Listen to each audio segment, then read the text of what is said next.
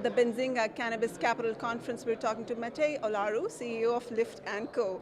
Matei, thank you so much for your time. Thank you for yours. Talk to us about Lift & Co. You're in a very unique space, one of the few ancillary companies in the cannabis space in terms of media and communications. Yes, we are a media and technology company, and we act as a consumer aggregator. So essentially, think of our main asset as TripAdvisor for legal cannabis consumers and businesses to communicate their product offering, and a leading events business to host and some of the largest consumer events to bring people and educate them about the category. And are you one of a kind in this space, or do you have competitors? As a platform, we are truly unique. We have similar companies like a Leafly for our review platform, but being an aggregator across media events and that TripAdvisor-like product makes us unique for consumers, but truly we get our uniqueness on the back end. We are a wholesaler of market intelligence, what consumers like, how you benchmark as a business, and that is a truly differentiated company in the industry. Let's go into the specifics. What are some of the products or content products that you offer to visitors? Definitely. So for visitors, we have the largest database of federally legal products in the cannabis space in Canada. User review driven, and we empower users to leave more reviews through our loyalty program. Really the only one of its kind in the space, whereby you earn points for writing reviews that you redeem with a producer for things like discounts on medical cannabis. And we complement that with the Lift Expos. They are the largest consumer trade show for cannabis in all of Canada. Our last show in Toronto did close to 20,000 people. So together we offer a destination for consumer, product, and category education all under one roof. In the run-up to legalization of recreational cannabis, there's one aspect that you're concerned about it, which is the restrictive regulations on marketing. Why does that concern you?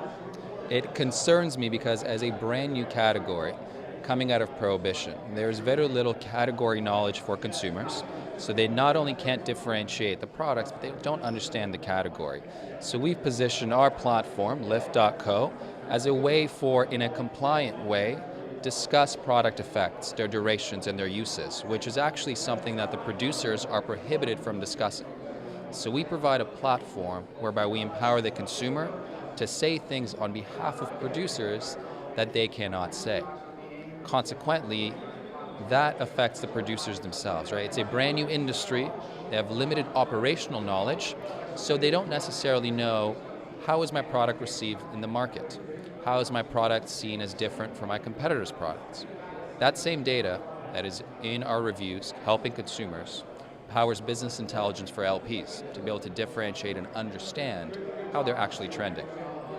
Do you expect to see regulations continually evolving as we go through with this historic experiment and greater engagement between policymakers and corporates?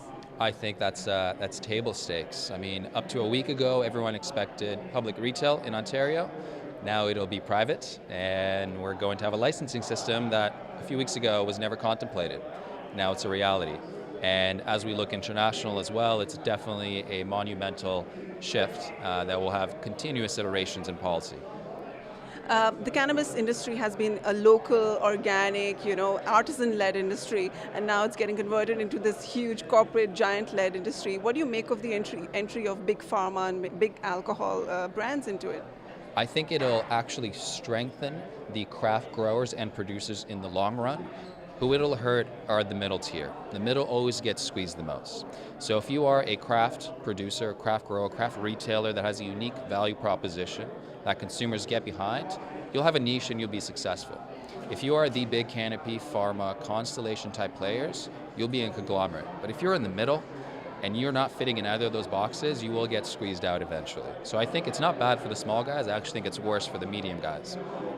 And we must also talk about Lift & Co. going public soon. Talk to us about those plans. Yes, so it has been a very exciting process, raising capital. We have closed all our financings, and this has been announced, and we expect to be public and trading sometime after Labor Day in just a few weeks. Wonderful. Wish you all the best. Thank you for your time. Thank you so much.